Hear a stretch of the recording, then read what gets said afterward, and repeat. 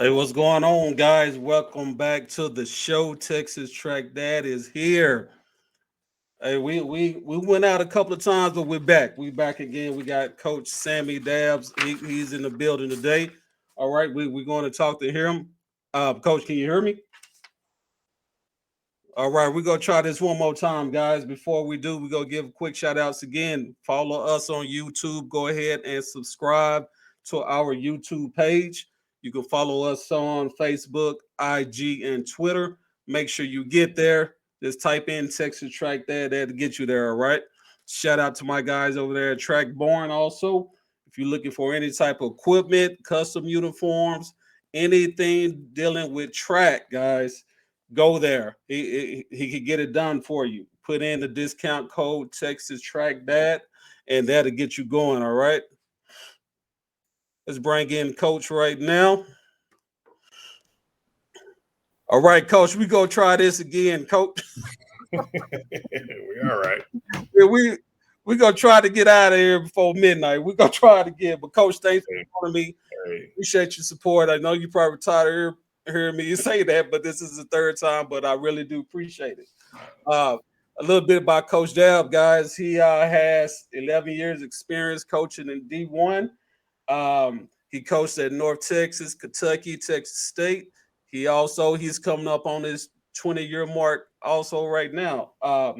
Some of the athletes he have coached, some of their achievements are he has 7 NCAA qualifiers, 58 Midwest Regional West Prelim marks, 31 conference champions, 28 school records, 73 all conference awards, 2 Texas Gatorade Athletes of the Year, 2 high school indoor national records, 7 UIL state champions, UIL state champion record, girls 300 meter hurler, UIL 5A 6A class record, 100 meter hurdles, 300 meter hurlers, 1 indoor high school national champion as well. And like I was telling Coach Dabbs, hey, the list goes on, guys. He's a professional coach, specialized in coaching elite athletes. Coach, I just want you to. I know you told me again before we cut off. Uh, I know you was going. You were telling me what a elite athlete was for you. Do you mind just going? You don't have to go all the way through like you did earlier, but if you can just cut it down, or if you want to go all the way through again, then I'm fine with that. What is a elite athlete to you, Coach? Well, when you talk about somebody like myself who has had the chance to work with elite high school, college, and professional athletes, you get a whole different perspective on what elite is. And the cool part is, even when the elite haven't met each other, they still share same characteristics. Um, so what I was speaking about before was the fact that the state record is 11-16 in Texas by Victoria Jordan. Well, Victoria Jordan was a small kid on the team that I ran summer track with, and then I watched her grow up, and I was around when she ran that number with that particular club. And this, for the last 3 years, I've had a chance to be around a Kenandra Davis. And the fact that those two never met, but I saw a lot of similar characteristics in KD that I saw in Victoria. And it's like, that's pretty amazing considering they never met each other. And I've had a chance to be around a lot of male and female athletes. And the characteristics of the elite ones, they have a whole different attitude, their mindset, their focus, their attention to detail, how they are on game day. Those are the things that separate them from everybody else. They believe when nobody else does, and they have this belief in themselves as well as the people around them who are helping them.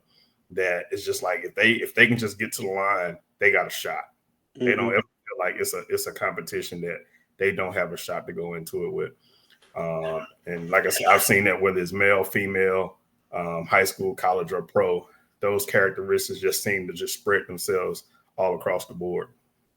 Yeah. So how often does a elite athlete come around, you think? once every year, one out of 200 maybe, because you have to be a special coach like you to be able to point that athlete out and say, yo, this athlete is different. They're different, they're different.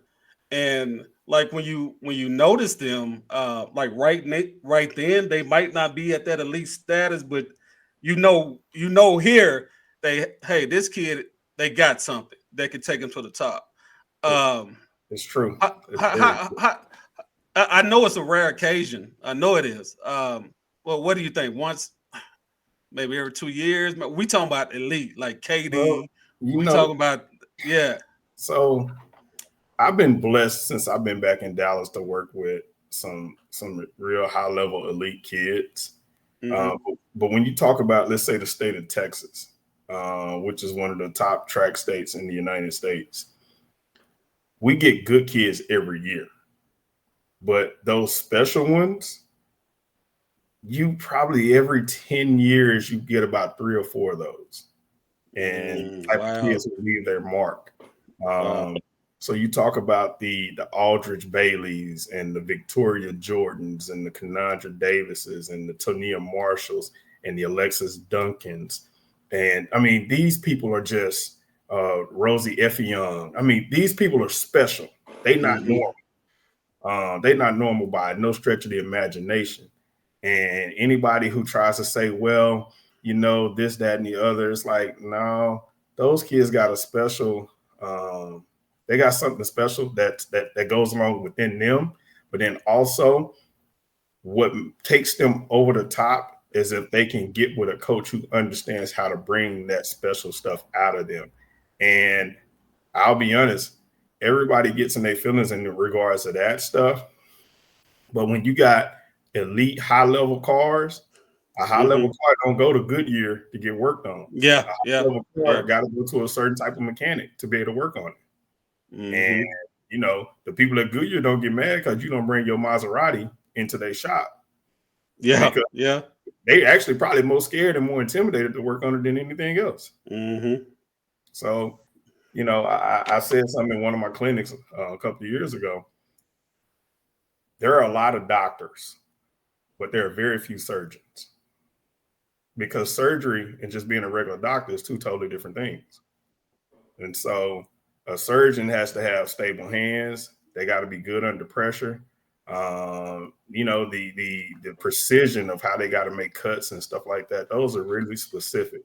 And so when you start talking about those elite type kids, they got to be with somebody who can help bring that part out of them. And, not to say that another coach couldn't do it, but sometimes their skill set gets to a point to where they've gotten beyond where that person can help them anymore. And at that point, it's like you got to find somebody else to be able to help, because then all of a sudden you're doing the kid a disservice. Yeah.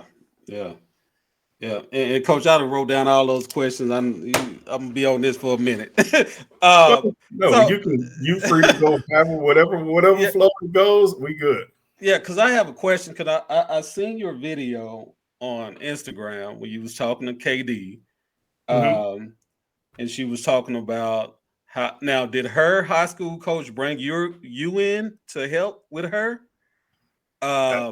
Is that what I think? That's what I got from the video. That's what took place. Yeah, and I think that's important because a lot of not all. Again, let me put this disclaimer in here. This is my opinion. What I'm about to say, my opinion. Okay, this is my opinion. You have high school coaches that don't know how to coach elite athletes. Then when parents reach out to get the training is static between now the trainer who knows how to coach that athlete and the high school coach. You see what I'm saying? So how did you make that work out with what you do and what they were doing over at the school? And why is that important, Coach? I'll before I get into that, I'll go back to about two or 3 years ago. I was up in the Philadelphia area speaking at a high school clinic. Good friend of mine, Rohan Grant, who has a program up in the Philly area called Maverick Track Club. Was up there hanging out with him, and we actually did a deal for Mile Split, Pennsylvania, where we talked about the relationship between the high school coach, private coach, club coach. And Rohan is in a special situation because he's also a high school coach, and at the same time, he has his own private program. So he gets a chance to see it on both sides. And one of the things we talked about was there has to be a mutual respect, first of all, between the two. But then at the same time, there also needs to be professional courtesy. And the professional courtesy is what we don't get in a lot of ways down here. So in regards to Kanandra Davis, her high school coach, after she won, she won state as a freshman. I tell everybody, I said, when Katie was fast when I met her. She won state in the 1 and the 2. And the high school coach he started looking into her future and saying, hey, this girl has a chance to do some great things. I don't want her to be bound just to running at the high school and only getting the exposure on this level. I want her to be able to get the type of exposure that she needs to put herself in a position that's going to better her future. Gotcha. And the first thing he said was he felt like she was going to have a long indoor season, a regular high school season, and then he wanted her to get exposure during the summertime, not necessarily by doing summer track, but going to some of the elite meets.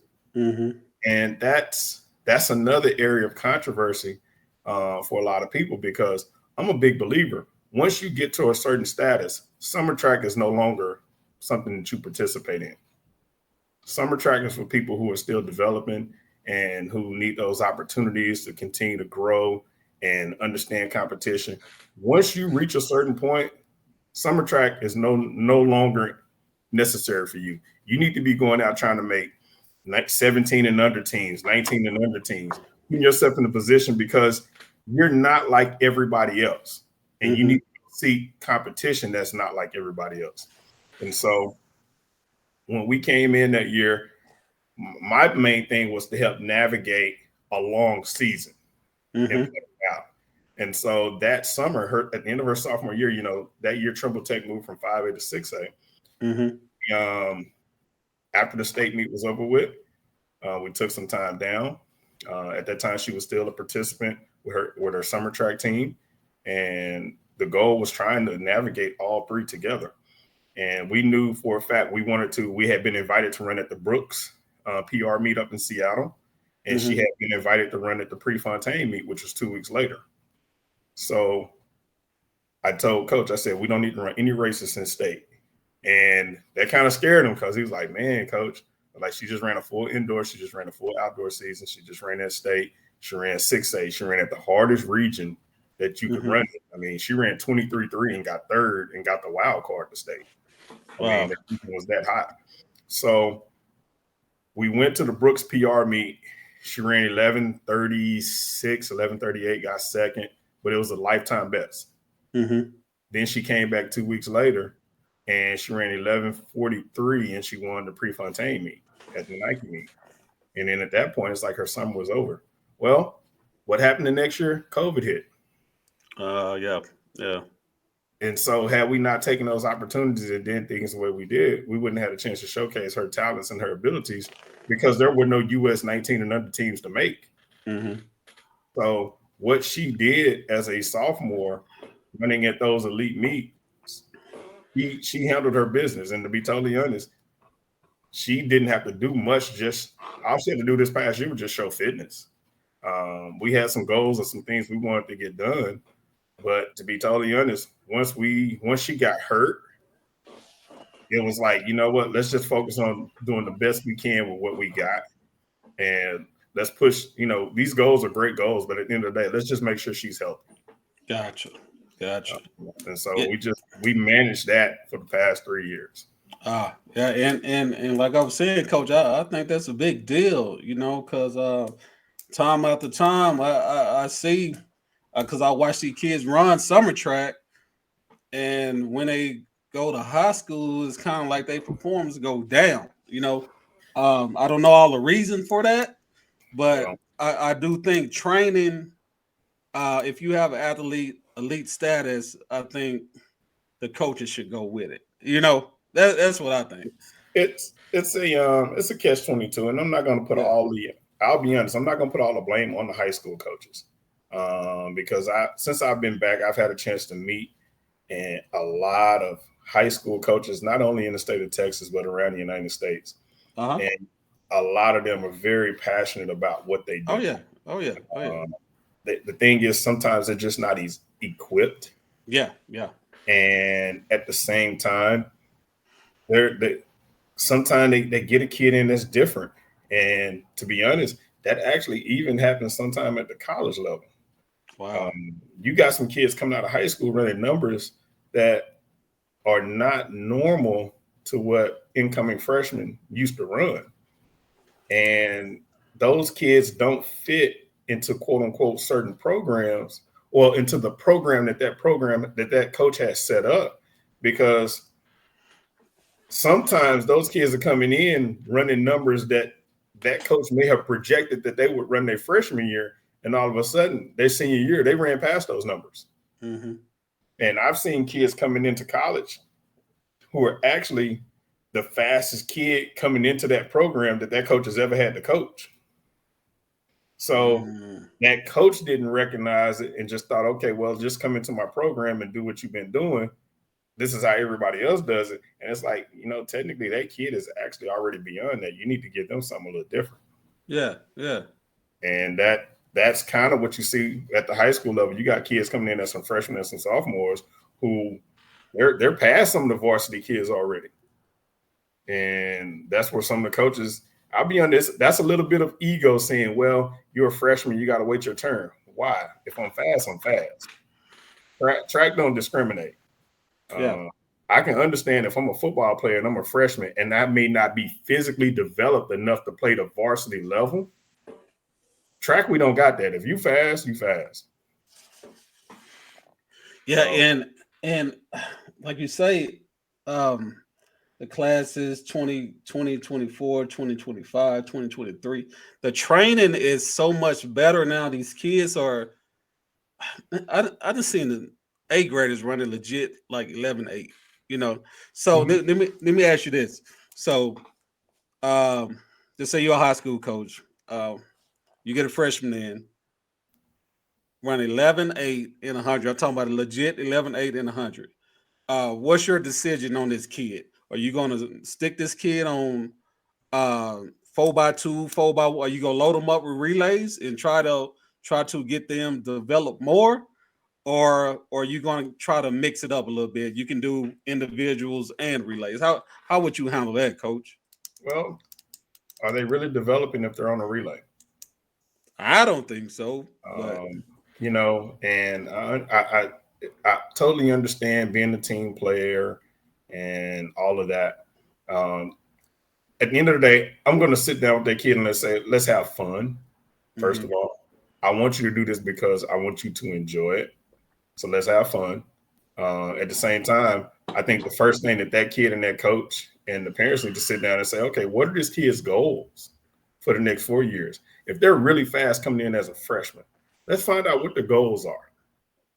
And based on that, let's have a conversation and see, okay, can my goals as a coach for the team and your goals as an individual, can we find somewhere to meet in the middle and line up? Mm-hmm. And a lot of times that conversation never takes place. So would I be in a hurry to stick that kid on a relay? I will let them run relays throughout the year, but I'm also going to allow them to be able to run in individual races, because up until this point, they've only run against kids at their own age when they've been running youth track and field. Yeah. First time that when you line up and say, okay, this kid's on varsity, now you can be a 14-year-old freshman running against an 18-year-old senior. And that's a different type of race. So I do want them to get that experience. That's what made Kanandra kind of special, because she was similar to Victoria Jordan. Victoria Jordan won state as a freshman in the 1 and the 2. just like Kananja Davis did. And when you got freshmen who are able to go down to the state meet and win it, hey, that says a lot about the coach. Said, okay, I got my team, but then I got this individual who has a chance to go out down and do some great things. Let's see, can we manage that? Okay. So I just think the conversation needs to happen between all three parties and say, okay, what are the goals? What are we trying to do 3-4 years down the line? Coach, I definitely get that, and I agree with you. On that. I want to ask you this: do you believe in sprinters' DNA, or are they born with it? Can it be taught? Is an elite athlete born with that talent, or is it learned talent? An elite athlete does have a certain amount of something inside of them that you can't coach. I will say that. Anybody, Nike has a saying, everybody can be an athlete. I think it's something like that. Anybody can get better as a sprinter. Mm-hmm. The thing is, as a coach and somebody who coached in college and you have to evaluate talent, you sit back and you watch athletes run, you start to see sprinters who are elite. They do some things that you just like, okay, that one right there. And everybody like, how you pick that one out? That one is doing some stuff that the other ones are not when they on the ground. You're looking at foot contacts. It ain't even necessarily body posture. They may not know what they're doing, but it's some things that they're bringing to the table that you can't coach and that their body has a natural gift to do. It might be a little bit of a bounce, some spring, some whatever it is, they got something. And the next part of that equation is, can they get with somebody who understands how to cultivate that and maximize that? Yeah. So I like to tell the story about Tania Marshall, her sophomore year. When I met her, she had run 14.2 as a freshman. She just missed going to state. And this was as a freshman. And so when she started working with me as a sophomore, the first thing we did was we started reworking her sprint mechanics. And the thing that we probably fought the most about was her acceleration position. And we fought over acceleration every day. But that year I was telling her, I said, Tania, you're an elite sprinter. Not just a good hurdler, you're an elite sprinter. And her numbers that year, I think she ran 7.87 in the 60 indoors. She ran 12.2, 12.3 that summer in the 100 meters. And she ran about 25.2 to 25.3 in the 200 meters that summer as a sophomore. And she kind of was looking at me like, what do you mean I'm elite? Like, these numbers ain't getting me to Junior Olympics. I'm going to Junior Olympics in the hurdles. It's like, yeah, but you made the finals at regionals in the 15, 16-year-old division, so you did pretty good. All right, now fast forward to her junior year. Her junior year, she ends up running 7.47 in the 60 meters indoors. And she ran 24.7 in the 200 when we were up in Kentucky. And so now, where I've been telling her whole sophomore year she was elite, the elite numbers didn't actually show up to her junior year. But I told her the entire time, I know what I see. All right. You just have to keep putting in the work because I know exactly what I see. And that's kind of how it goes. A lot of times coaches look at their kids on their roster and they think that, okay, if you're an 11.5 kid, then you roll out of bed, you're 11.5. It's like, no, there's coaching involved, meaning you got to take the time to teach, put in positions and work. And if you do that, all of a sudden later on, you can actually see what that kid can truly do. But so people think that sprinters are just born in this natural talent. You do have some that are like that. There are some who literally are like that. But then there are others who they need to get with somebody who know what they're doing to be able to help them do something even better than what they're doing right now. Yeah. And if you don't find that person to help them reach that next level, then they can be mediocre and okay, or can they come out of the shadows to do something great? Yeah. And what I've noticed, and I do a little research at sometimes athletes, they develop different. Um, Yes. Freshmen, like a lot of these top athletes, if you look at Sha'Carri, her freshman year was just it was okay, um, but it wasn't, just Well, I'll say it this.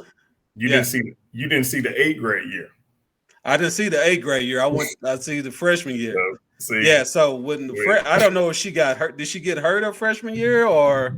she had some injuries that freshman year, but like Okay. that So yeah, that okay. summer when Tonia was running them 12-2s and 12-3s, the Sha'Carri ran legit 11-8 and 24-5. Okay.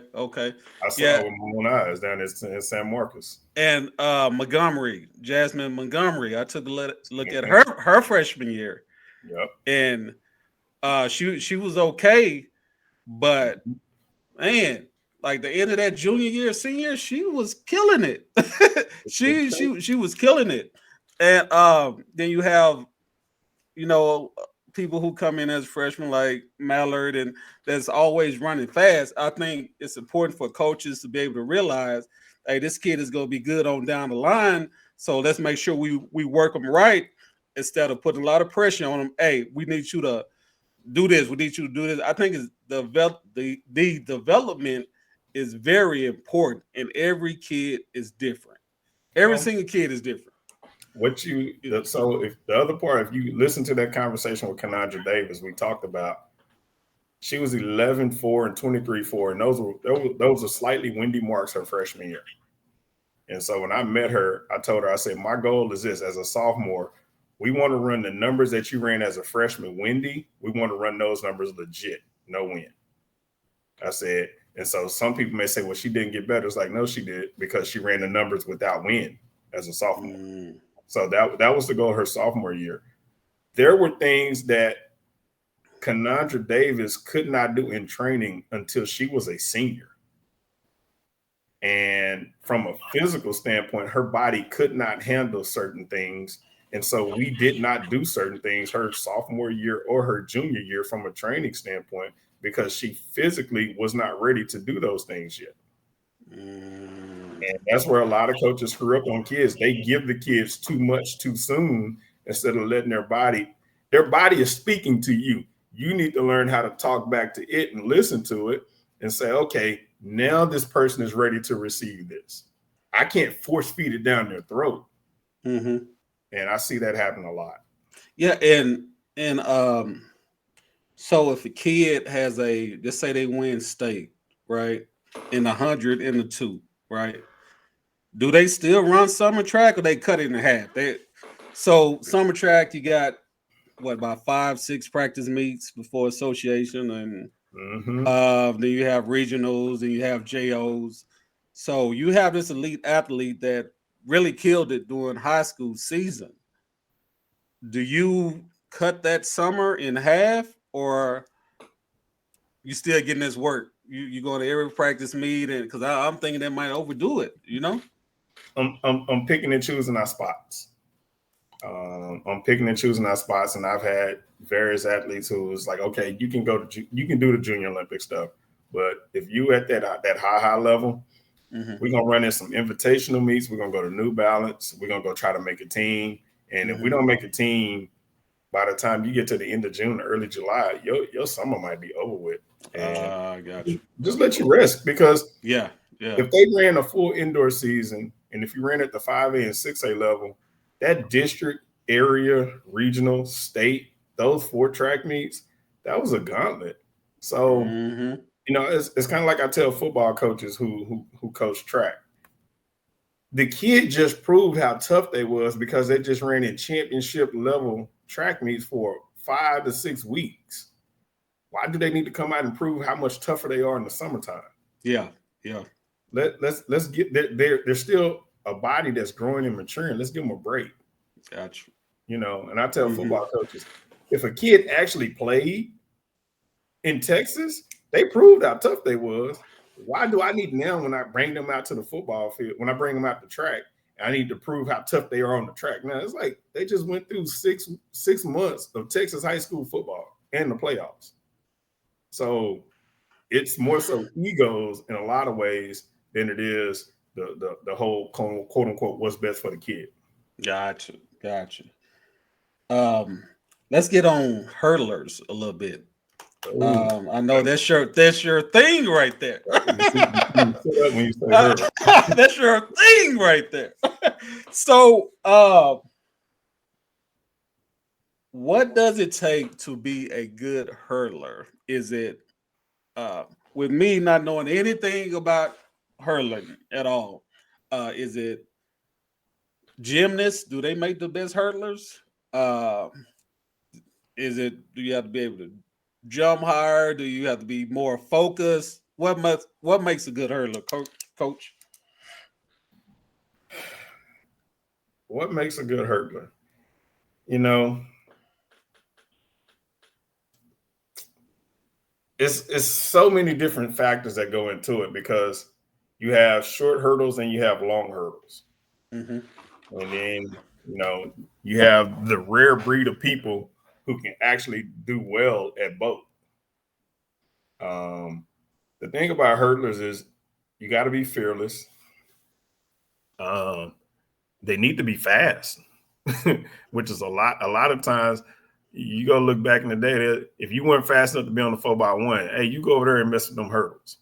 Yeah. And it's like that was the worst thing because you need speed to be able to run the hurdles legitly. They need to be aggressive, but they also need to be smart. Yeah. They need to be competitive. And the last two, coachable, and I like to say crafty. Hurdlers are used to being by themselves because a lot of times, especially at the high school level, they don't get much coaching. And a lot of times you will see high school kids doing the best they can to try to figure it out. But hurdlers are different because it's usually what it is, they take ownership.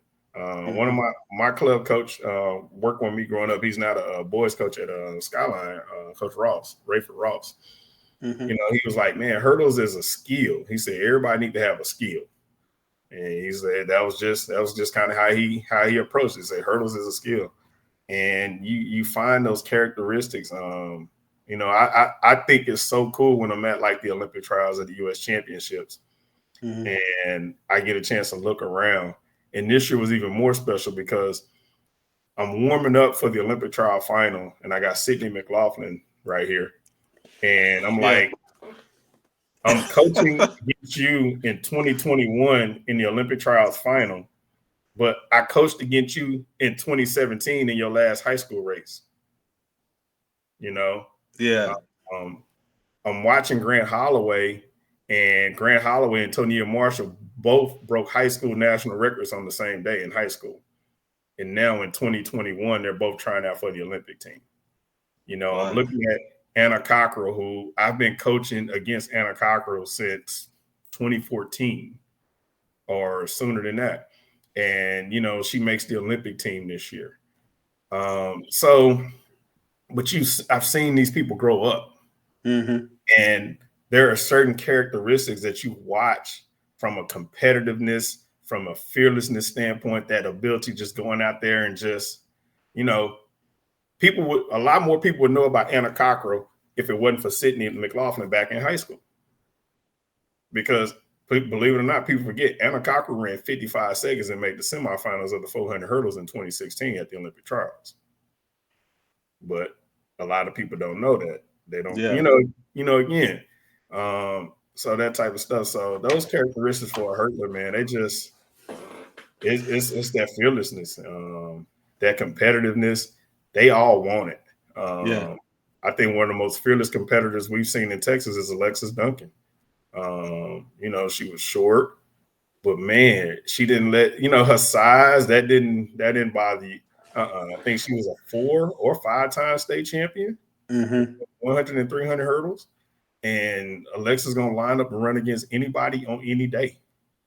If you beat her today, you're going to have to come back and bring it to beat her again tomorrow. Yeah. And hurdlers just got that. They're not afraid to compete against each other.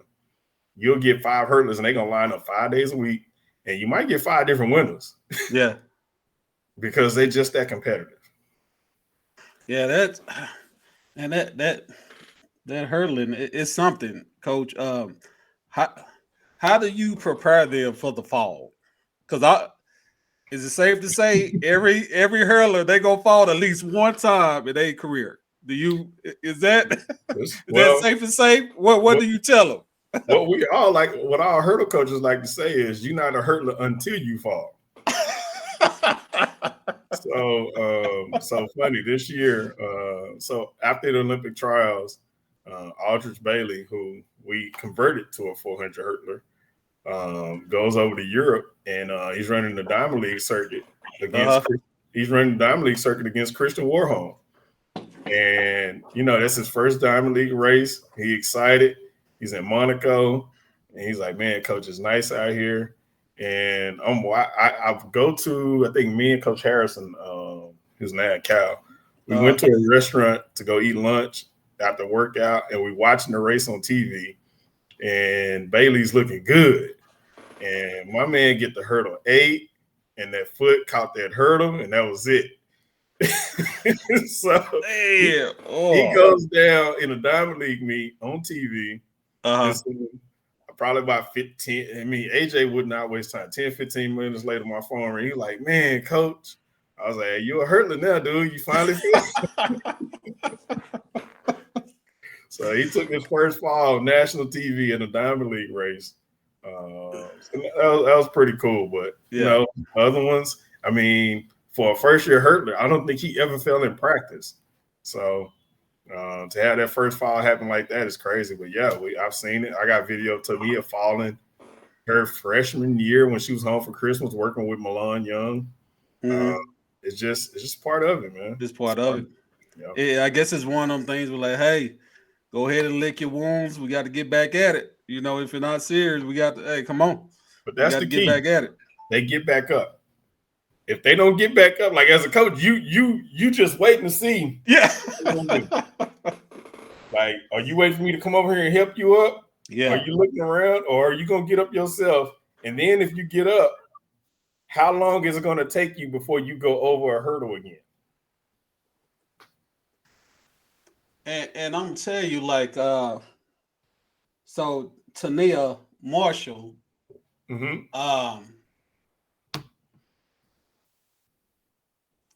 of her LSU marks, 7.86 60-meter hurdles.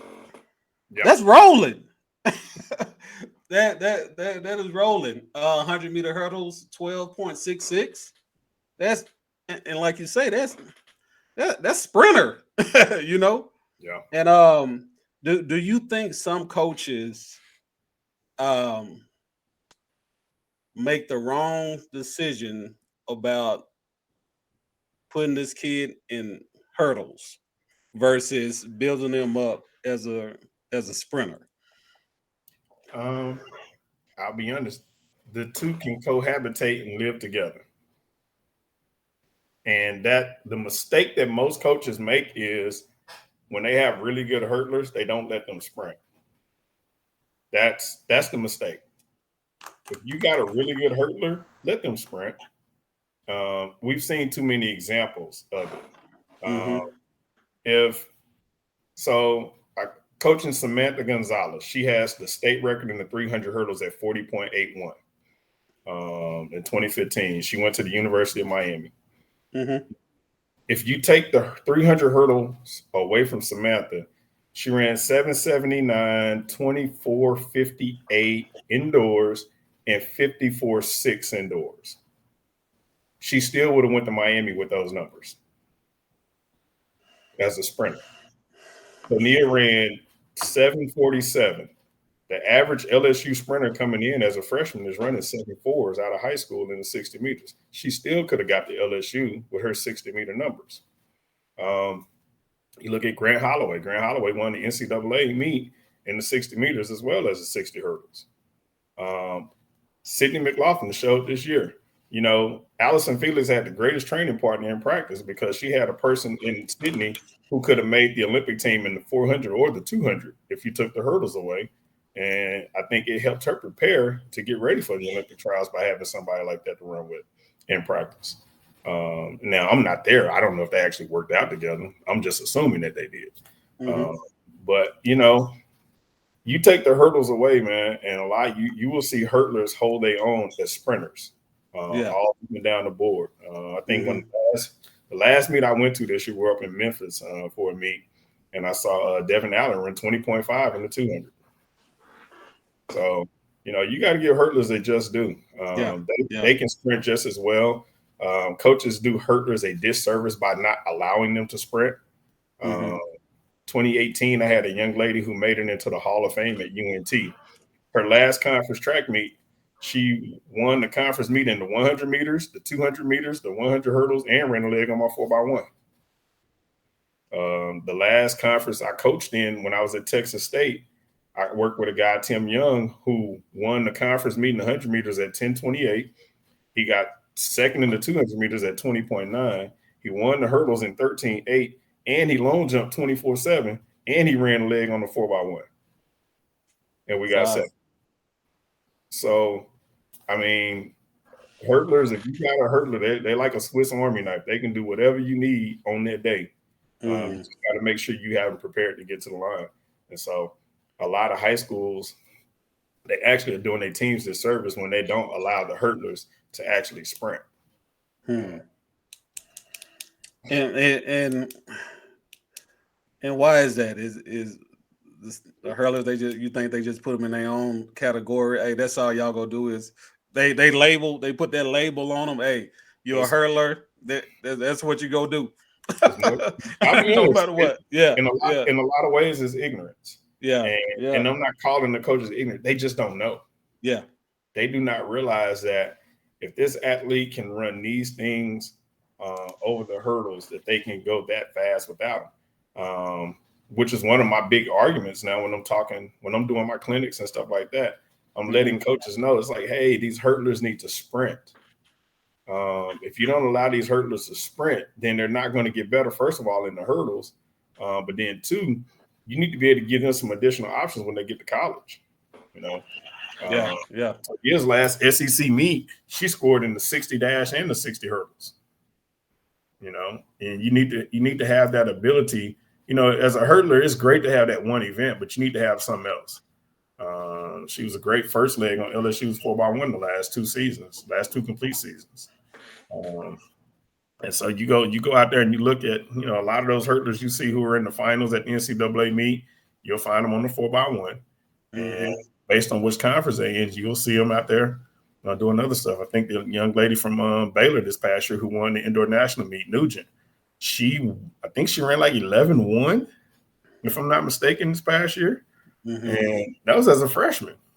And so as she understands how to convert that speed, her and her coach understand how to convert that speed over the hurdles.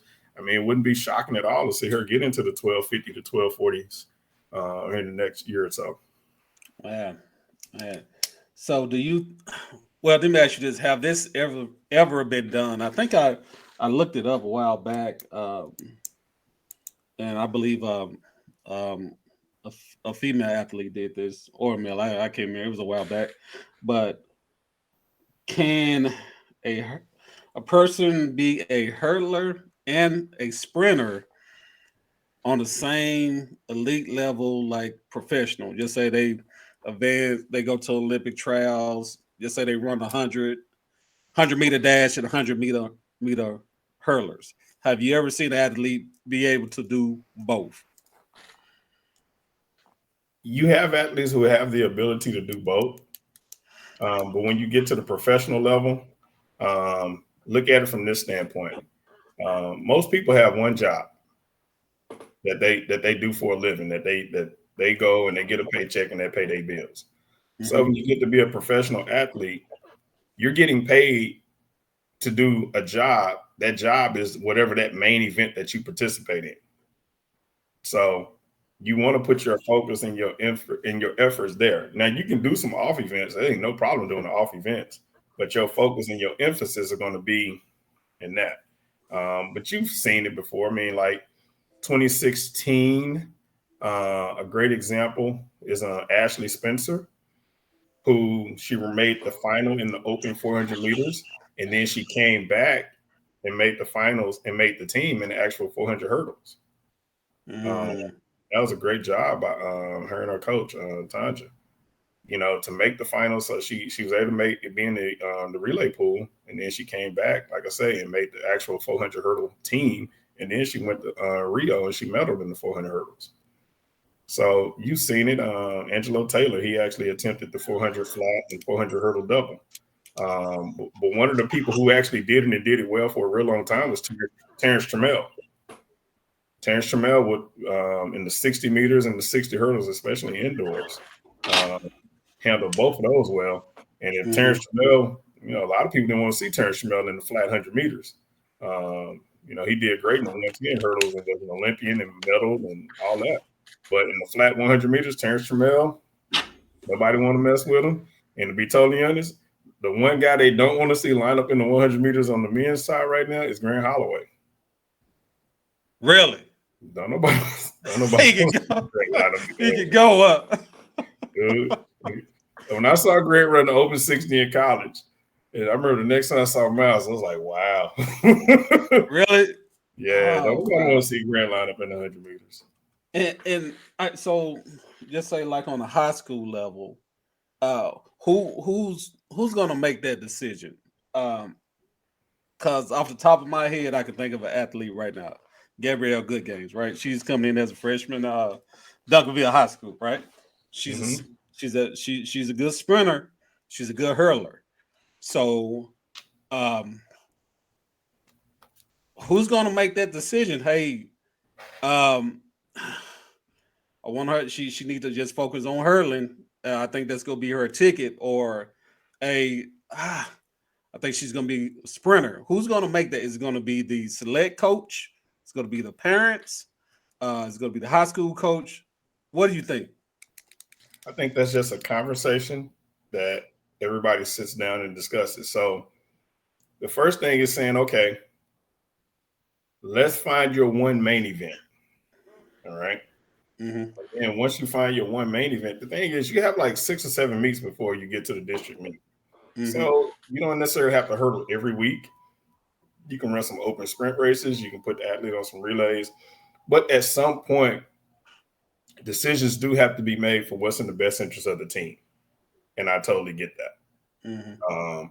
As a college coach, to get ready for the conference meet, I would put athletes in various events throughout the regular season. And then at the conference championship, I had a decision to make what was going to be in the best interest of our team.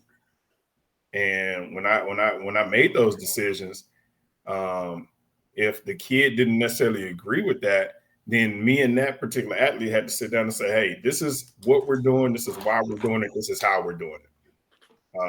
And so with an athlete like her, who's a really good sprinter and she's a good hurtler, and if I'm not mistaken, she even jumps as well. Yeah, she long jumps. Yeah.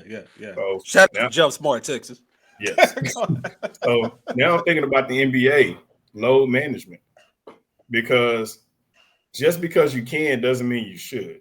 And so I'm going to monitor and say, okay, let's make sure we do these types of things to make sure she's not overloaded, because if she's a freshman, her body's still growing and developing. And so the last thing we want to do is just max her out so that by the time that she gets to be a junior, she just like beat up and done and can't do nothing else. And so I think that's where the parents, the private club, and then the high school coaches just have to try to communicate and be on the same page. Gotcha. I'll tell anybody with all those, when I say elite, I'm talking about those special ones I done worked with over the past 8 years. I had some type of relationship with their high school coach, and we worked together. And the reason those kids were successful is because it was a collaboration. Gotcha. It was not me making all the calls and decisions. No, it was us. It was communication all across the board. Hey, you got to have multiple pieces to the puzzle, coach. It's the more you got, the better. Everybody want to be the quarterback, and it's like, yo, I don't mind being the O lineman. Like everybody want to get the spotlight. Like you talk about. I mean, I'm not going to sit here and throw. I can't walk around here with my resume on my shirt saying I'm coach and I did this. That part don't matter to me. Yeah, what's going to be in the best interest for that kid? That's right. I think anybody who look at whether people like me or not, they can look at decisions I've made or been a part of, and they can say, you know what, it truly was in the best interest of that athlete. It had nothing to do with him or his ego. Yep. And that's what it's about. It's about that kid, and bringing the best out of that kid. If it's going to take multiple people to bring out different parts of that athlete, I mean, it is what it is. Let's work together. Here's a good fact about me. I haven't been to an actual high school meet, not a summer track meet, an actual high school meet since 2016. Wow. This summer was actually the first time I saw Kanandra Davis run the 100 and the 200 in person. I never saw her run in person, even though I was coaching her, working with the high school, working with her. I never saw her run at a high school meet. Really? I stayed away. Yeah. And that's a shame, but you just got to do what you can, Coach. Do what you can. Do you think sprinters and hurlers should run cross country?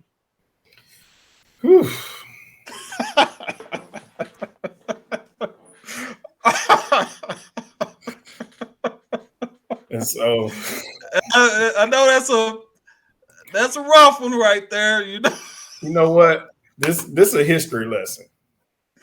All right. So yeah. I don't got a problem sharing my age. I'm 41. I'm part of that last generation that really played outside. I mean, I'm talking about till the street light came on.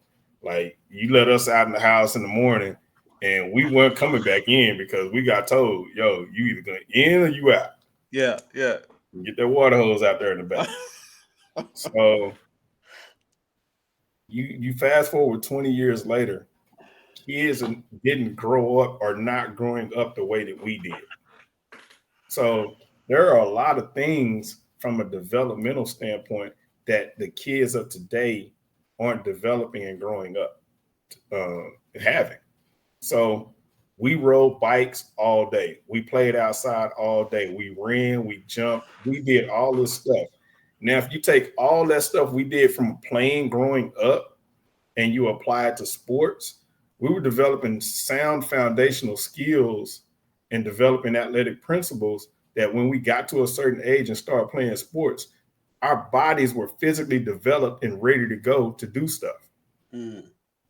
Because this generation ain't doing that like that. We, as coaches, people today my age, want to fuss at the kids and say, "Are you soft?" or "You ain't tough." And it's like, no, they haven't been physically developed. So that's why certain skills and certain things need to be taught. Well, if I've never been taught how to run, and my first introduction to running is 2 and 3 miles, but I'm calling myself a sprinter, you know how long it's going to take me to reteach that person how to move correctly when they got to move fast on the track? Yeah. And so from a skill set standpoint, if you go look at, I've sat in the bleachers outside the fence and watched middle school track practice. Not pretty. There's no teaching going on. There's no development going on. And so a lot of parents are like, well, when I was in school, it's like, no, it's not like when you were in school. You guys are leaving it up to people because y'all assume that they're teaching and doing, and they're not. So because these things aren't being developed, if the first thing I say is, okay, I'm going to put you in cross country, and now you spend 3 months running slow, and then you take a month off or whatever it is, and now you come to the track, and when y'all start off track, guess what? Everybody goes in the off-season program, and what you do start running? You start running slow again. Yeah. And then now you get into the season, and let's say you did 2 or 3 weeks of actual sprinting going into the season. Well, for the past 4 or 5 months, you've been running slow. Now I'm asking your body to do what I haven't been asking to do for the last 4 or 5 months. And I'm looking at you saying, well, why can't you? And it's like sprinting, just like throwing a ball, just like kicking a ball, shooting a basketball, sprinting is a skill that has to be rehearsed. It's a coordinated movement. all right, of all the limbs. And Mhm. if you don't take the time to actually teach, it doesn't just happen. You know, even those kids who got that talent and roll out of bed fast, they got some technical flaws that are just horrible that need to be fixed. If I were to bring KD on here, I mess with all the time. Like, ooh, KD, you was fast when you just running, but when you weren't running fast, ooh, you terrible. And she has some serious coordination issues that we really have to work out. Gotcha. And only those who saw in practice every day saw what I was working on, trying to fix this coordination stuff. And you know, a lot of the coaches, they fast. It's like, no, you got to fix the coordination stuff before these kids start trying to do stuff. So my professional athletes, we just don't jump right into sprinting. We take time to make sure we're in the right positions and all this other stuff before we start really getting after it. Gotcha. So, And for everybody who's watching, if you got any questions for Coach Dabbs, just go ahead and put them in the comments. I get them to him. And shout out to Mr. Coop. Shout out to Tier 1. Tier 1 is in here too. And hey, Coach, I agree with you. I agree with you. Do that decision being made all the time? Yeah. Are they telling them sprinters like go run cross country so you can stay in shape? and I'll be honest, I ask the question all the time. I ask, and people think I'm joking. I'm like, tell me what is in shape, because a lot of people can't answer that question. What is in shape? I hear kids tell me all the time, well, Coach, I'm not in shape. I'm like, by what standard? Because you ran from A to B at a significant intensity and you were tired afterwards. Guess what? Nobody on this planet is going to run from A to B and quote unquote not be tired when you ran at a certain percentage.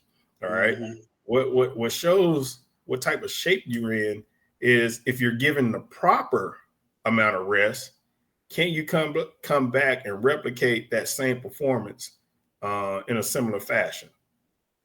That's what fitness in this shape is supposed to be.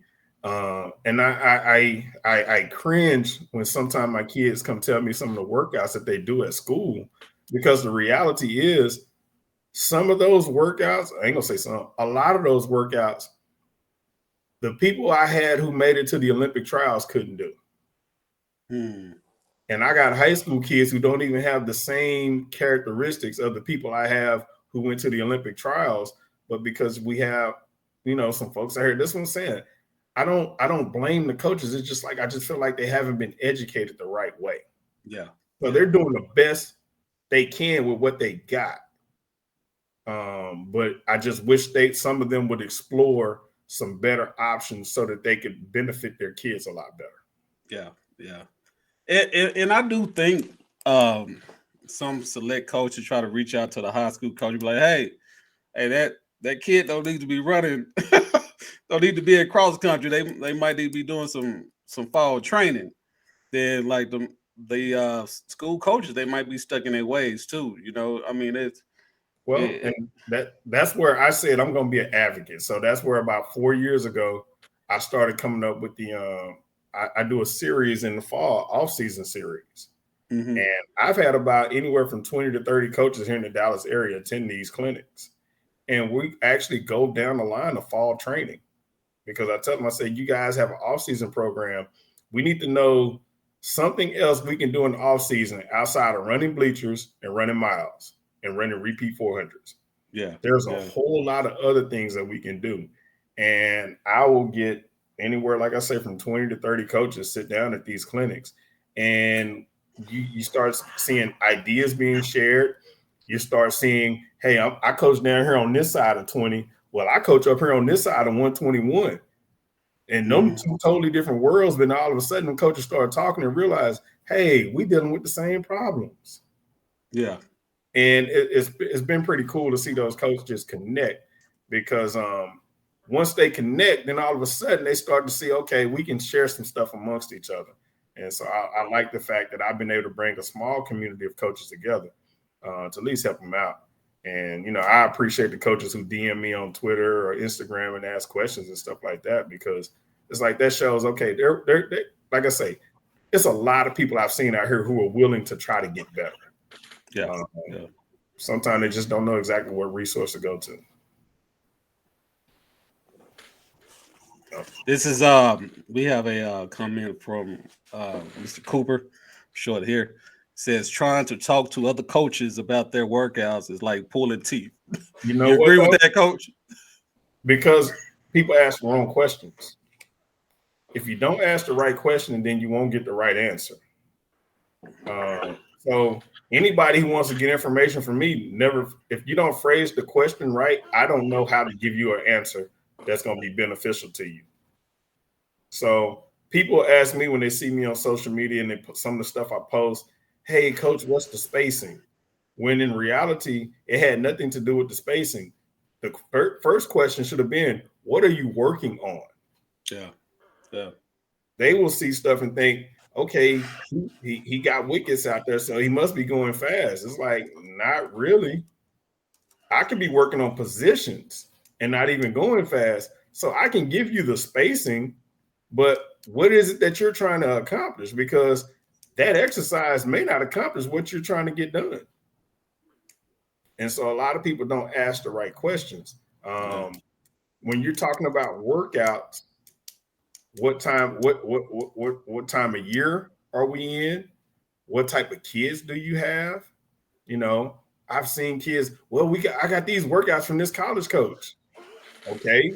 You don't have those college athletes. Do you know how to take that workout and water it down so that it will fit your high school athletes? You know, there's so many variables that go into it. And people think, like for me, they think, well, man, he's being rude. It's like, no, I'm not necessarily being rude. You have to understand the context of what you're asking. I think too, Coach, like especially the select coaches, when they try to reach out to those high school coaches, I just think sometimes they be on some, hey, you had this athlete in the summer. It's my time now, so I'm gonna do what I'm gonna stick to my plan, and when it's summertime, you can get this athlete back. Yeah. I think sometimes they don't want to hear it, Coach. I think sometimes they don't want to hear it. It's how it's been approached. Yeah, I think sometimes it's how you approach it, and I have, as a person who coaches outside, I can come to you and ask you, hey, are you willing to allow me to be able to help? And they have the ability to say no. And if they say no, then I got to stay in my lane. There are decisions that can and can't be made, and there's some tough decisions, but families and parents sometimes have to make those tough decisions on what's in the best interest of the kid. Yeah. I've seen kids have to sit out because they decided to transfer and go to another program. I've seen a lot of things that, parents and kids made decisions to do stuff, and then coaches who didn't necessarily agree with that, well, I'm going to make this kid sit out. And it's like, I don't necessarily agree with that because now you're showing, but, those are situations, and they're really individual situations. Yeah. I agree. I think the adults need to be able to sit down at the table and try to come to some agreements. And I don't know if those conversations always take place. I'm just a person who's been on the outside looking in. So yeah, you have to, the parents and coaches, they got to put those egos aside, and like we were talking about earlier, hey, you got to, hey, we got to do what's best for the kid. That's what it come down to. So, Coach, let me ask you this, and I know you. I talked to Coach Wickard about it. I talked to Ryan about it too. What do you think is more important, getting a PR or getting a medal? Because time and time again, I'm seeing, because I go to a lot of track meets, especially in the summertime, I'm seeing parents mad at this athlete because they ran a slower time, right? They mad because they get a medal, pretty much, right? But I go back and check milesplitathletic.net. I'm like, hey, this kid just ran 12 flat like 2 weeks ago. Yeah. Why are you mad because they went 12-3? You know? But what do you think is more important? It's the context of what is happening at that moment. Gotcha. So, Gotcha. Every situation is different. So if you go to a major meet, when you get to the finals, if it's 8 lanes, only about 4 to 6 people have a legit chance to medal. 1 to 2 of those people don't got a chance to medal. What they can do is they can put their best effort forward on that day. And so when you got to the Olympics this year, yes, every final there was a medal favorite. There were medal favorites, and there were about 1 to 3 people who didn't even have a shot to medal. But they can run a PR. And I look at it from this standpoint. If I'm going to get to the finals, if I do the best that I've ever done on that day and I come up short of the medal, I have nothing to be disappointed about because that was the best that I could do under those circumstances. The only thing I can be upset at is if I did not execute the race plan or the jump or whatever it was that me and my coach, if I didn't execute that and I left something out there that could allow me to make that mark even better, then all of a sudden, then it's like, okay, then I can be upset at myself because I left something on the table. So a good one to look at is Sydney McLaughlin in the Olympic final in the 400 hurdles. Coming off of hurdle 8 going into hurdle 9, she actually messed up and added a step. And then at hurdle 9 to 10, she somehow fixed it. And for those who really know the hurdles, the way she fixed it was unreal because you don't see that happen in those late stages of the race. But she messed up. She still won the gold medal. She still broke the world record. But we can all go back and look at the race and realize, hey, there's still room for improvement in that race. And I'm just talking about the big glaring mistake that I noticed. I'm sure Bobby Kersey has looked at that race and probably found other areas that she could have did better and can run faster.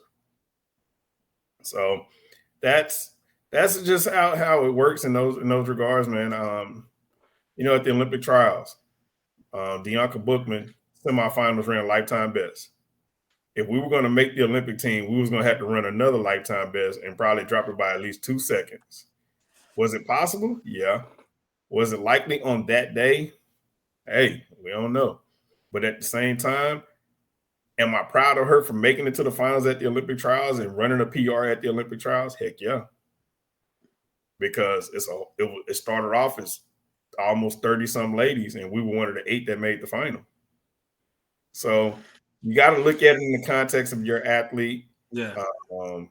And in those particular moments, like, what you're dealing with. Yeah. That's pretty much what Coach Cooper said too. Said depends on the situation. The wind could be bad that day. They may have gotten a bad start. Like you say, it could be a lot of factors, But Coach say he tell them to keep competing. Hey, we'll get it eventually. And I think that's important too. When a kid don't perform well, they need to be encouraged. You got to let them know, hey, you didn't get it today, but hey, we gonna go back to the lab. We'll get it next week. Don't beat that kid down because they didn't get a medal or they didn't hit this time. Hey, man, track is it's a strange sport. It's a strange sport, and it will humble you.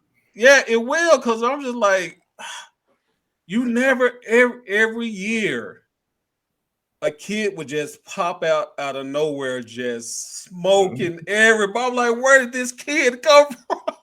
This is Well, again, when you hear me not talking about stuff, it's because I know you can't get so high up on yourself.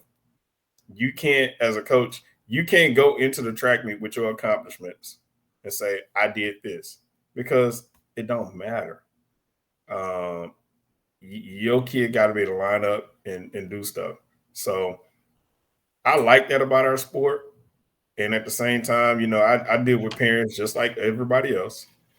And I tell the parents all the time, look, you don't understand what it's like being out there in certain situations. And I've told them like that from the high school level. I've also told them like that at the college level. Like, you don't understand the pressure that athlete is dealing with. And so to sit here and say that they went out there on purpose and did not give the best that they could do, you don't know what that situation, what those circumstances were like.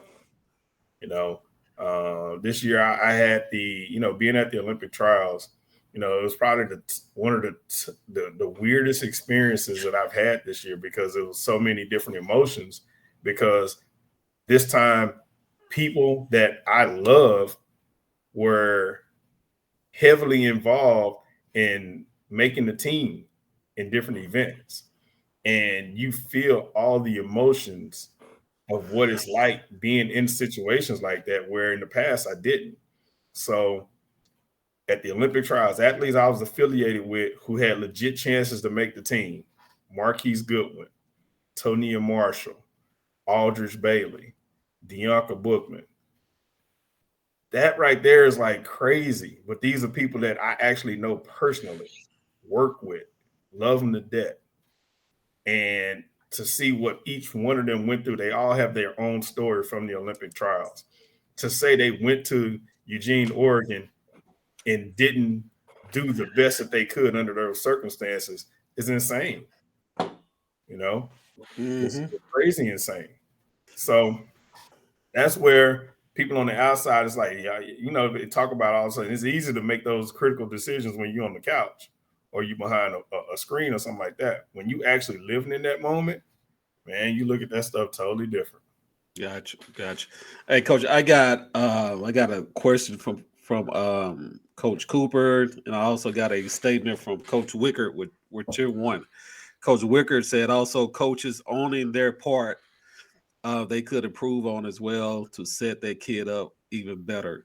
So with Coach Wickert saying, hey, the coaches, hey, I didn't warm my athlete up enough, just own it up to it, and you can't blame it all on the athlete every time. I've been there. I told in 2016 at New Balance, I told Tonia Marshall, we went to New Balance and she was flat. And I pulled her to the side after the race. I said, baby, that was my fault. I said, that whole race, you was flat. She's like, I said, that was my fault. I said, I didn't come off the load soon enough.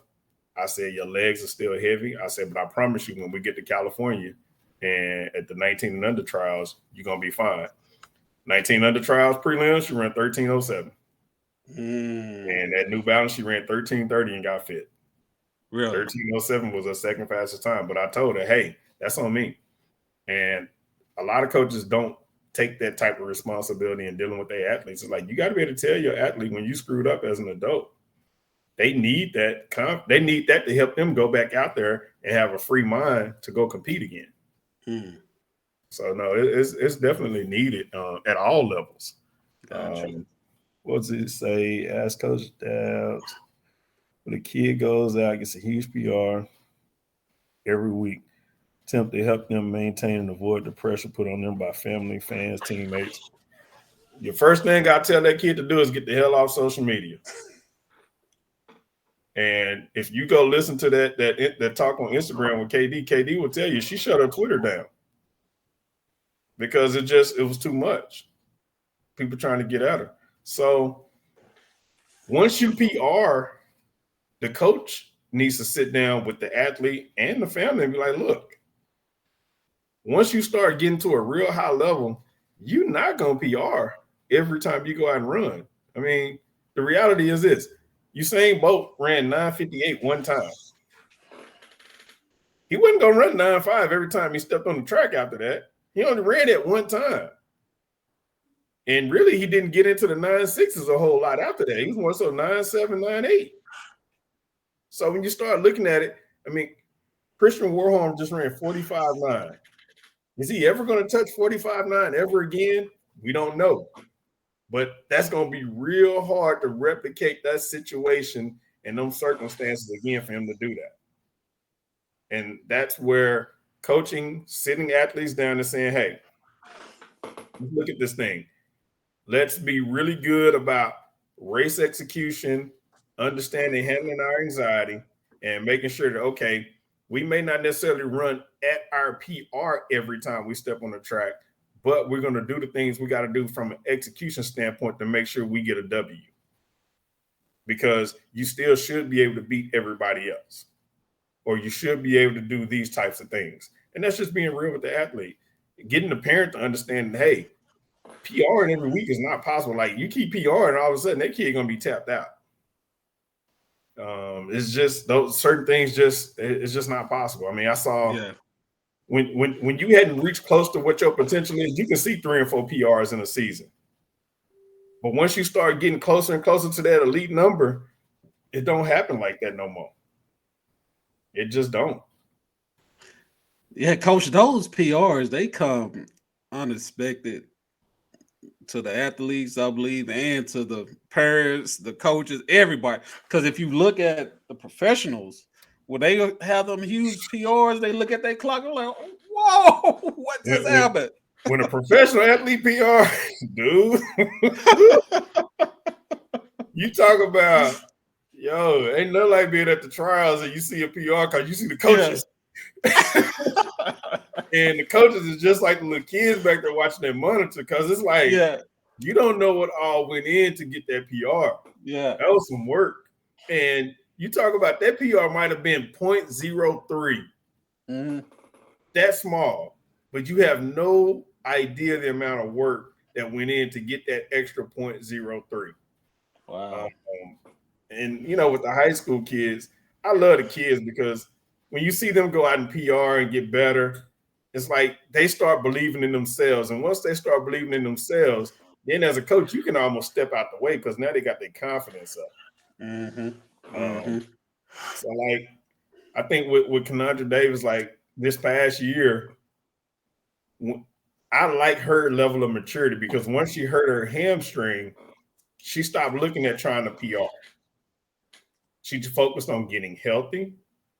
And then once she got healthy, she focused on execution. And I remember at the area meet, she called me after the area meet. She's like, Coach Dabbs, I'm sorry. I didn't mean to go try to run like that. She said, but my leg felt good, and I wanted to test it out and see how it felt.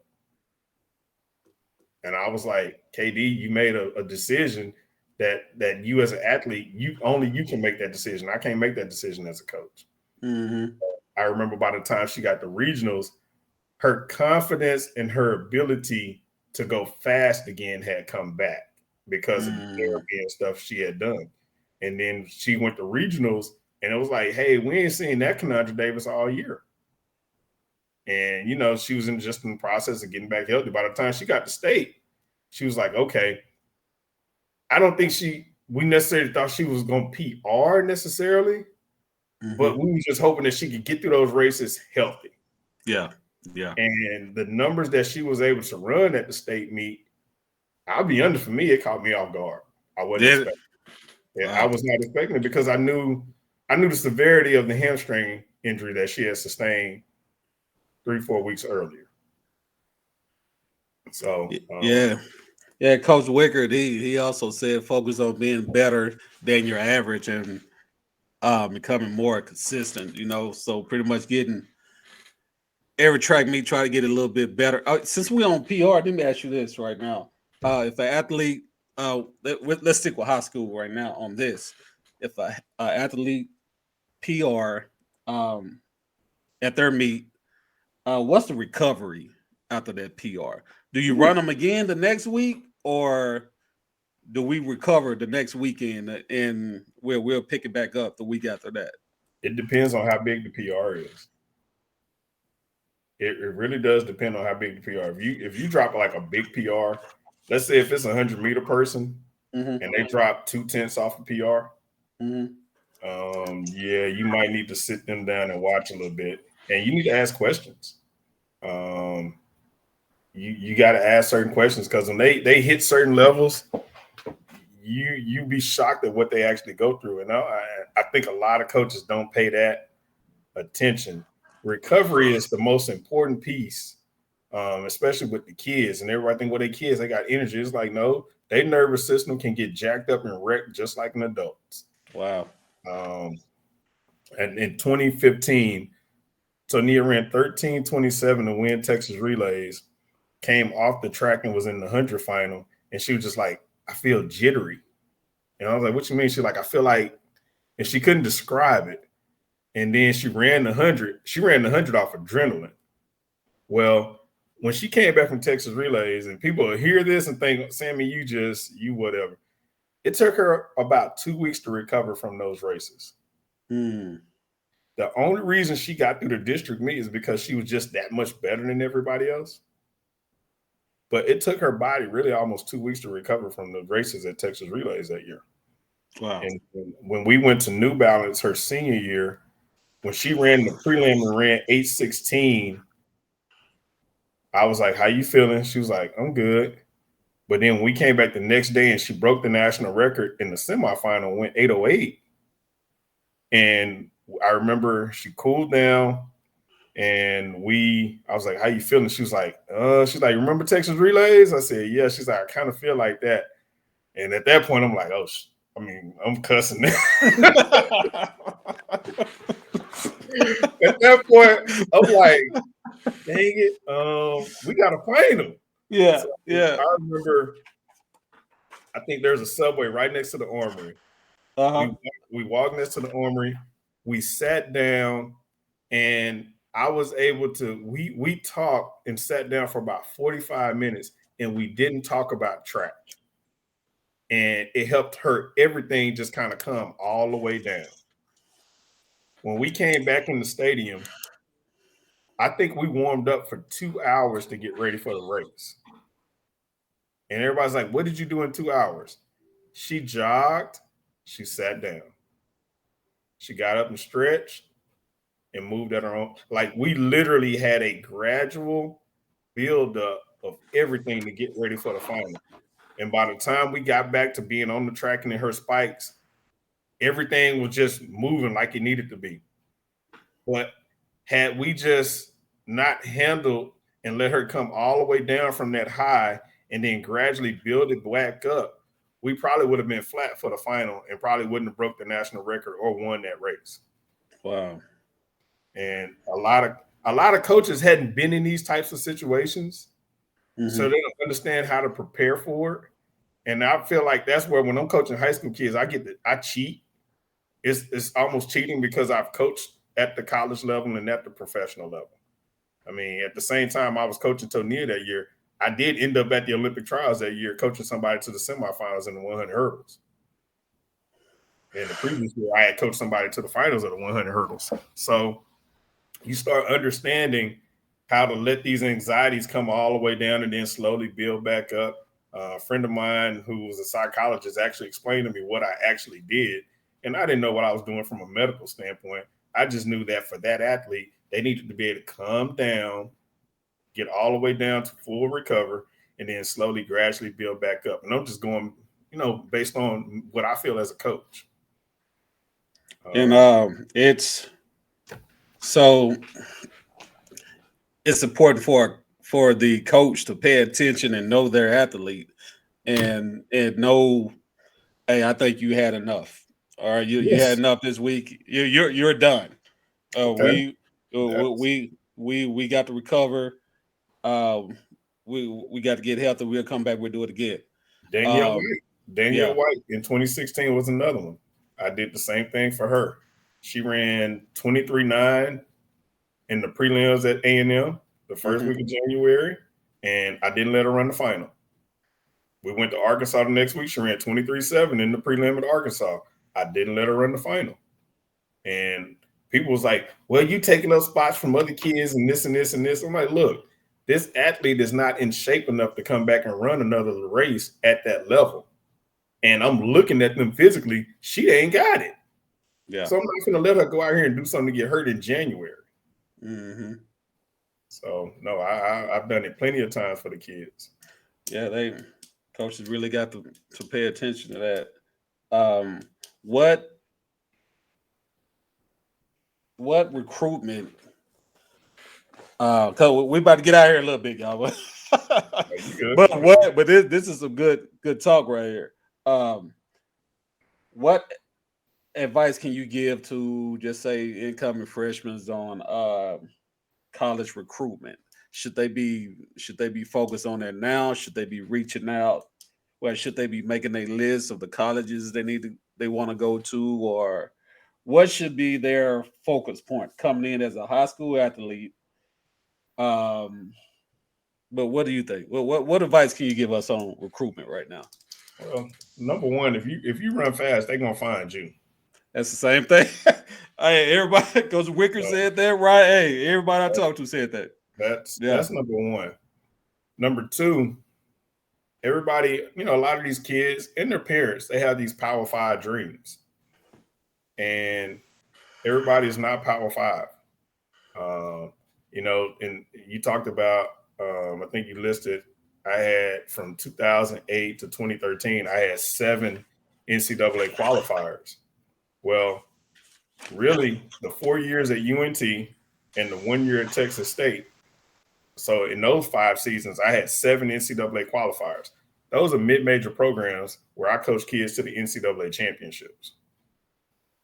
You can get to the NCAA championship from wherever you want to be if you got the right coach and the right system in place. Mm. So the name on the front of the jersey don't matter. All right. The kid I had at UNT who went into the Hall of Fame, she was a 14-7 walk-on hurdler who, in her last 2 years of college, she ran at the NCAA championships. She ran in the semifinals of the USA championships. And there wasn't a major track meet that we entered in that we didn't make the finals. Drake relays, Texas relays, we always won conference. So when you talk about the whole recruiting process, it's finding a program that's going to fit you. And parents who say, well, I want my baby to get this full scholarship. Do you want the pressure that comes along with that full scholarship? I made a lot of recruiting mistakes as a college coach and brought kids in on too much money and saw that those kids struggled under the pressure of that money. And then the next year, I readjusted the money so it would fit where their level was, or we just made the whole adjustment period. And that kid, hey, let's get this money back. Let's get you out of here. And a lot of times when those kids got off those scholarships, you could see just relief on their face. Wow. I had a girl who was on a full scholarship out of the Dallas area 1 year who flunked out of college on purpose. And she flunked out of college on purpose because she didn't even like track. She was just good at it. Her parents forced her to run track. Mm. And I asked her, I say, what makes you happy? And she said, Coach, I don't know. And she walked away from her scholarship. She flunked out of school. That young lady is 31 years old today. And every time I see her, she is happy. Mm. So I don't even know if she graduated college. But at the end of the day, she's happy with life and who she is right now. Yeah, yeah. So a lot of times these college dreams, or I'm not going to say the parents living through the kid, we just got to understand what comes along with that. Everybody's not ready for the scrutiny of an A&M or Oregon or LSU that goes along when you get a big scholarship and you go to those schools. People think they are. It's a lot of pressure. The expectation to not only score points at the SEC championships, but then get to the NCAA meet and put up points. Wow. And if you don't, to have a grown person looking in your face and say you failed. We talk about mental health. There's a whole, let's get into a whole nother story. But there's a lot of college kids running around here with mental health issues. Yeah. Because the coach was like, look, you didn't hold up your end of the bargain. And if you don't, then we can get you in the portal and I can get somebody else in here who can. The biggest thing high school kids have to deal with right now is the fact that a college can go get a kid who has collegiate experience versus coming to get one fresh out of high school because of the transfer portal. So the best thing a kid can do, in my opinion, right now is be the best you can. Give yourself options as far as having multiple options. And I always tell my parents this. Let's come up with our dream list of schools we want to attend. And let's come up with some schools that, hey, if we come up a little bit short, that might fit us a little bit better where we don't have as much pressure. And as you start improving and stuff like that, for me, I recognize the kids who can and can't handle what happens at the Power Five.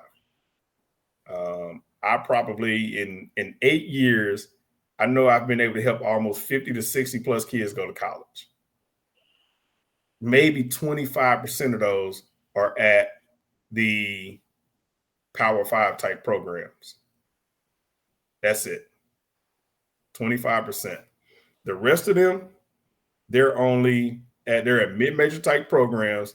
They're not running track after college, and most of them are being productive citizens in society. So that's what I'd rather focus on right there. Yeah. That's interesting. You said that about the stress D1 schools like Texas, LSU, the A&Ms, USC's. Kids don't think about that. They don't think about that. The kids don't think about it, but the parents don't. See, you finna tell me, okay, yes, I want the full scholarship. My kid ain't taking nothing but only a full. Okay, so your kid finna go halfway across the country. They've never done these things by themselves ever, and it's so many new things, and you telling me that your kid gonna handle all this new stuff and then gonna perform at a high level. Yeah, I don't. It ain't what you think. Yeah. It is not what you think, because your kid can show up, and the race model is a whole different race model when you start getting into those types of stuff. Yeah, and the kids got to adjust. And everybody sees, man, that kid didn't look good at that school. I'm not going to blame the kid. I'm not going to blame the coach, because I know there's too many other factors that's involved that could be the reason why that kid ain't running as fast as everybody think they may not be performing. But everybody want to go and have their opinion real fast. Well, that kid didn't do this, or that coach didn't do this. And it's like, let's take a step back. So Nia Marshall was at LSU 3 years before she PR'd in the indoor 60 hurdles. Wow. But she was an All-American. She was an All-American in the 60 hurdles before she even PR'd.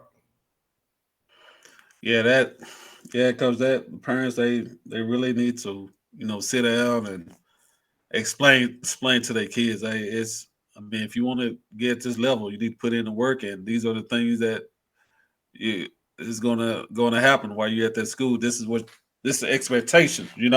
They need to reach out to people who know. Well, that's the thing. The parents got to reach out to people who know, and a lot of them aren't willing to do that. Gotcha. So, Coach, the last thing, what does it take to be a Olympian? What does it take? If a high school kid, you got a high school kid dreams of being an Olympian, what advice can you give that kid? You want to be an Olympian, the first thing it takes is a plan. That's number one. It takes a plan. I hear so many kids talk about, I want to go to the Olympics. I want to go to the Olympics. All right. Let's win district first. Let's get to junior. Let's win district. Let's go to regionals. Let's go to state. Let's learn how to do that.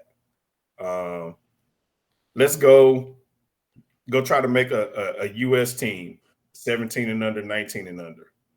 Let's get to college. Let's get to the NCAA championships individually, not on the relay. Let's get to the USA championships individually. Mm-hmm. Let's understand how to do all those things first. And then when you start talking about, okay, I want to be an Olympian, understand that less than 1% of the people walking around on this planet have competed at the Olympic Games. The task that you're embarking on is not an easy one. And it's so easy to say, I want to go to the Olympics. I just coached an athlete who in 2016, when she was a senior in college, did not make it to the NCAA championships.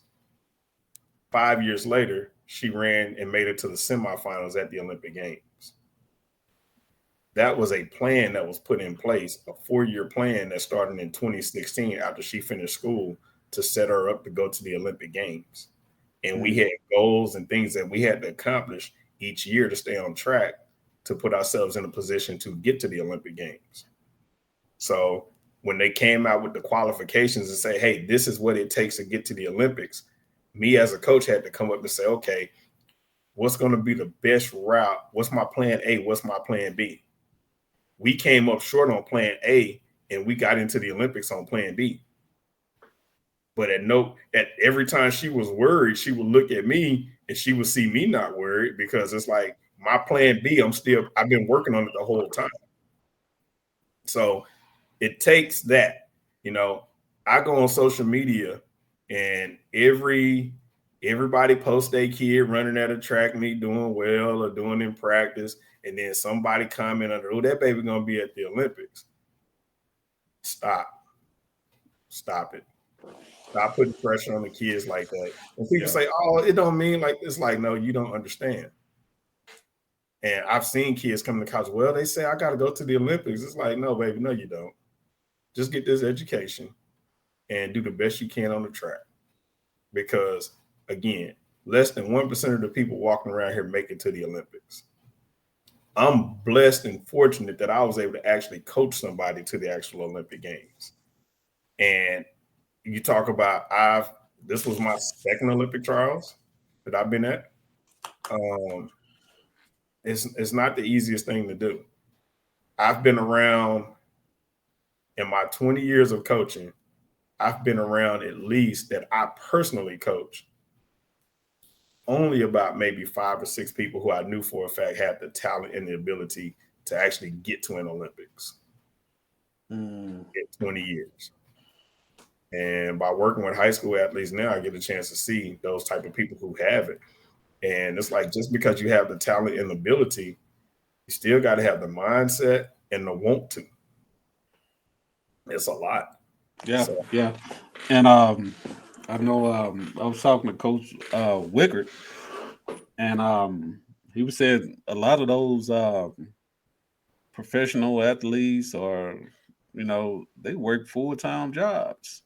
Oh, dude, my group, yeah, we train and we're done about 11:30, 12 o'clock. I got athletes who literally, hey, coach, I'm finna shower at your place and then go to work. And they will work from 3 to 10, 3 to 11. They do that and literally got to take off time and stuff like that when we go traveling and go to competitions and stuff. When you're not affiliated with a university or a shoe company like I am, and you're an independent person, and you got athletes who finish up with college who don't have a shoe contract and all this other stuff, you get to see, people don't understand just what all it took for me to coach these people to get to the finals at the Olympic trials to try to make an Olympic team. And that, for me, is satisfying to an extent, because it's like I help these young people continue, because everybody in my group, they grew up and ran track right here in Dallas. They went to high school in the DFW area. They ran in the association. They local kids who came back home, and I'm being able to help. It's just cool, the fact that I coached some of them in high school and now they can come back to me. Yeah. But it's a lot, man. It truly is a lot.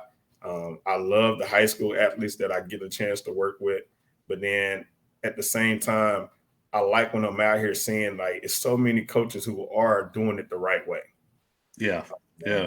We got a lot of quality kids here in the Dallas area, and I'm fortunate to work with the ones I work with. Some people like, oh, I don't want to work with everybody's kid.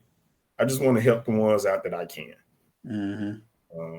And if I can be a resource to help other kids, I've helped kids go to college who wasn't in my program. I done picked up the phone and called coaches for kids who wasn't in my program just because I thought that kid might be a good fit for that coach. So I will continue to try to be a resource to help out programs here in the DFW area because we call ourselves a community, but that's what the community is supposed to do. We're supposed to pick up each other back when something happens. Yeah, yeah. Yeah, I definitely agree. It's the phrase for today is everybody. Hey, you got to work together. You got to do what's best for the kid. You got to let them know the good and the bad that come with track and field, not just the good. Yeah. And I think that happens a lot of times. Because it's a lot of pressure being put on these kids. But Coach, I want to say it's been a great show. I appreciate you having me on. It's been a great show. After the third try of getting it started, we finally figured it out. But I would like to get you on here, on that line too, because you're full of knowledge.